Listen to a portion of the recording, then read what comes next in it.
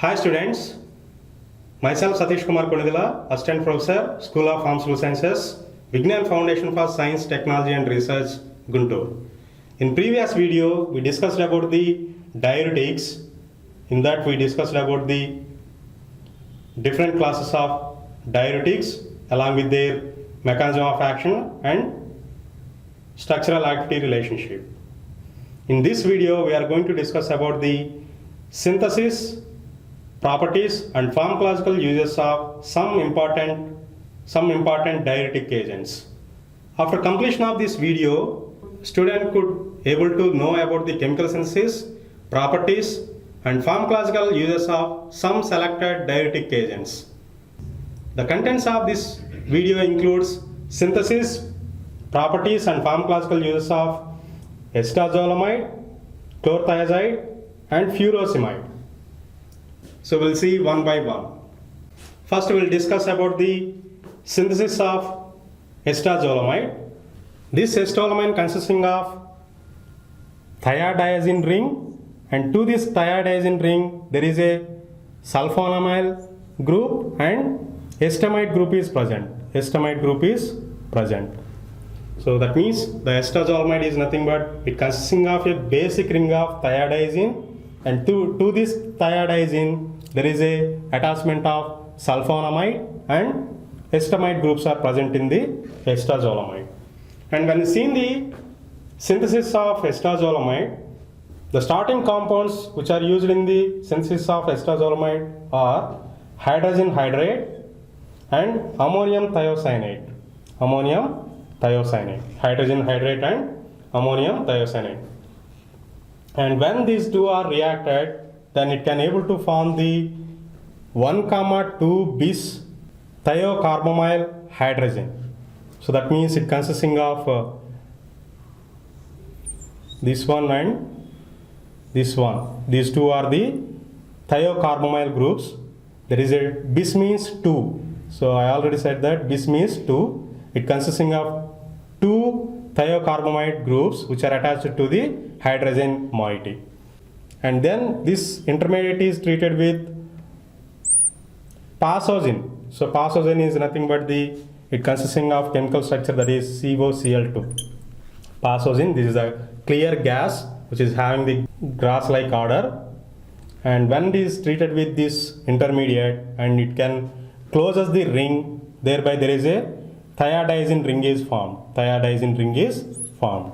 Then this intermediate is subjected to acetylation by acetyl chloride and it forms, and there is a substitution reaction takes place at the amine group which is present in this intermediate, and thereby it forms the carbamide substitution to this thiodiazine ring.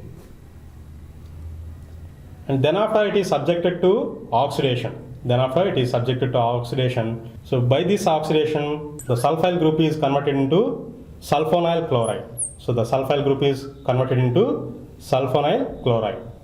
So by the oxidation, the sulfyl group which is attached to the thiodiazine ring is converted into sulfonyl chloride. And this moiety is treated with ammonia. Then there is a formation of acetazolamide which consisting of thiodiazine ring, and it is attached with the sulfonamide group and carbamide group. So this is the synthesis process in case of acetazolamide. I repeating the synthesis process. The starting materials which are used in the synthesis of acetazolamide are nothing but hydrogen hydrate and ammonium thiocyanate. When these two compounds are reacted, and it forms the 1,2 bis thiocarbamyl hydrogen, and here we can find the thiocarbamyl moieties. So 2 thiocarbamyl moieties which are attached to the hydrogen group. And this intermediate is treated with the phosphogen, that is nothing but COCl2, and it closes the ring, that is nothing but thiodiazine ring is formed, and it is attached with this ring is attached with the amine and sulfyl groups. And when it is subjected to acetylation by acetyl chloride, then it forms the carbamide group. So the amine group is converted into, so that is nothing but this carbamide group. And then after this intermediate is subjected to oxidation, and during this oxidation the sulfyl group which is attached to the thiodizine ring will convert it into sulfonyl chloride. So after this, it is subjected to treated with ammonia, then it forms the estazolamide, which is consisting of thiodizine ring having the substitutions of sulfonamide and carbamide groups. When seeing the properties of this estazolamide, it is a white crystalline powder and soluble in dilute alkali hydroxide solution and slightly soluble in water and alcohol. And the pharmacological actions of estazolamide includes, which is effectively used in adjunctive treatment of edema, which are produced by the congestive heart failure and drug-induced edemas. And it is also used in the obstructive and centrocephalic epilepsies. And in some cases, like secondary glaucoma, in that case, this estazolamide is used to reduce the intraocular pressure during the surgery. And it is also used in the treatment of petit mal epilepsy.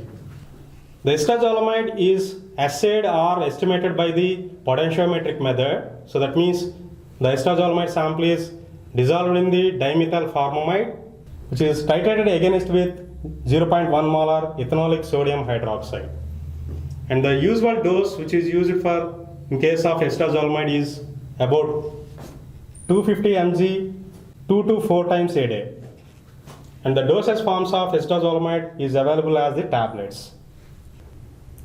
The next important diuretic agent is chlorthalidone. The basic moiety which is present in the chlorthalidone is nothing but, so there is a phenyl group. To this phenyl group, sulfonamide and chloride substance are present. And when seen the synthesis procedure for chlorthalidone is that starting compound which is used in the synthesis of chlorthalidone is 2,3-amino-4-chloro-benzoyl benzoic acid. So here when you see this, so this one is the benzoic acid. To this benzoic acid, 3-amino-4-chloro-benzoyl, that is nothing but the benzophenone group is attached at the second position to this benzoic acid. And when this molecule is treated with nitrous acid in presence of sulfoxide and copper chloride, so there is a substitution of the amine group which is present in the starting compound is replaced with the sulfonyl chloride. Then after this molecule is treated with the thionyl chloride, so thionyl chloride SOCl2, then it will forms a crude chlorthalidone. So this is known as the crude chlorthalidone. So then after it is treated with the ammonia, then it forms the chlorthalidone.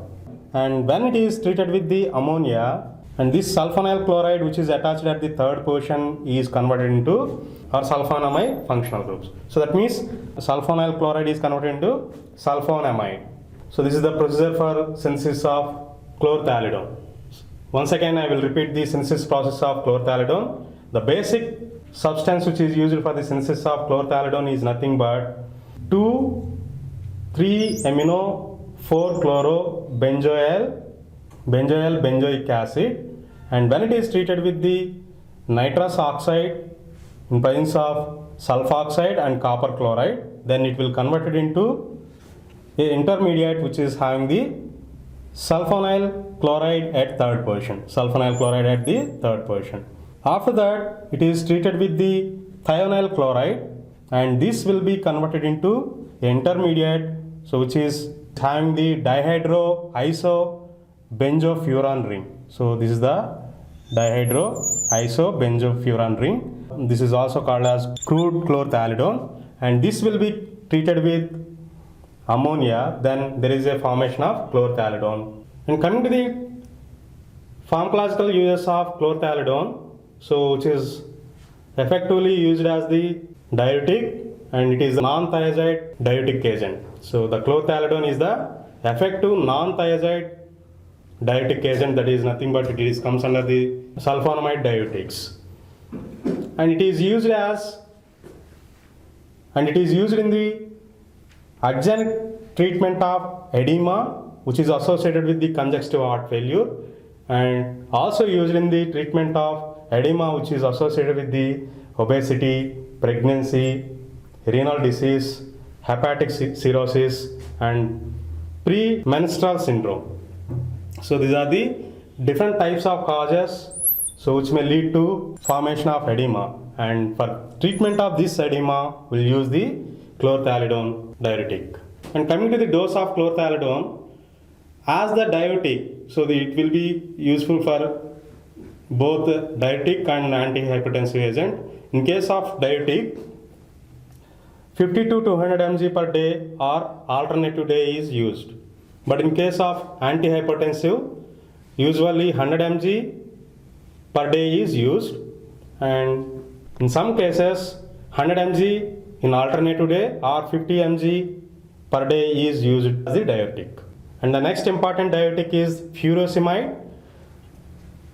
So it is also a sulfonamide diuretic, comes under the, it is also having the sulfonamide group, but it comes under the loop or high ceiling diuretic. Along with the sulfonamide group, it is also having a carboxyl group.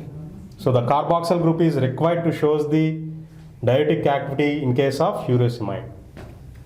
Okay, and when you see in the synthesis of furosemide, the starting compound for synthesis of furosemide is nothing but 2,4 dichlorobenzoic acid. When it is heated with chlorosulfonic acid and ammonia, then it forms the 2,4 dichloro 5-sulfonamyl benzoic acid. It forms the 2,4 5-chloro benzoic acid. So this is the 2,4. So here it is this is 2,4 5-sulfonamyl benzoic acid. It forms the 2,4 dichloro 5-sulfonamyl benzoic acid, and when this 2,4 dichloro 5-sulfonamyl benzoic acid is treated with furan 2-yl methylenamide in presence of sodium bicarbonate, and it liberates the hydrochloric acid, then it forms the furosemide. So this is the synthesis process for furosemide. I am repeating again this synthesis process of furosemide. The starting compound which is used in the synthesis process of furosemide is nothing but 2,4 dichlorobenzoic acid, and when this 2,4 dichlorobenzoic acid is treated with chlorosulfonic acid and ammonia, so that means they are subjected to heating, and then it forms the 2,4 dichloro 5-sulfonamyl benzoic acid, and when this compound is treated with furan 2-yl methylenamide in presence of sodium bicarbonate, then it liberates the hydrochloric acid, and then it forms the furosemide. So this is the synthesis process of furosemide. And coming to the properties of furosemide, so it is a white crystalline powder, practically insoluble in water and methylene chloride, soluble in acetone and dilute solutions of alkali hydroxides, and which is sparingly soluble in ethanol. And coming to the pharmacological uses, it is a slightly potent diuretic than the organomercurials, and it is orally effective. So it is also orally effective diuretic agent, and this antidiuretic action of the furosemide is not affected by the acid-base balance in our body. So some of the diuretics are affected by the acid-base balance in our body, but the furosemide is not affected by the alterations in acid-base concentrations in our body. And it is effectively used in the treatment of edema, which is associated with the renal disease, nephrotic syndrome, cirrhosis, and congestive heart failure. And this furosemide can be assayed or estimated by acidometry. That means the sample of furosemide is dissolved in dimethyl formamide, then after it is titrated against with 0.1 molar sodium hydroxide. So acidometry is nothing but when the acid is determined by the utilization of standard alkali, then it is called as acidometry. So the furosemide can be estimated by acidometry, that is nothing but, so by titrating with the 0.1 molar sodium hydroxide by using bromothiamol blue as the indicator. And coming to the dosage forms, it is available in the form of tablets and injection. So this is about the synthesis, properties and pharmacological uses of some important diuretics that are nothing but the acetazolamide, chlorthalidone and furosemide. So up to now we discussed about the synthesis, properties and pharmacological uses of acetazolamide, chlorthalidone and furosemide. So by this we completed the chemistry of diuretic agents. In the next class we will discuss about the chemistry of antihypertensive drugs. Thank you.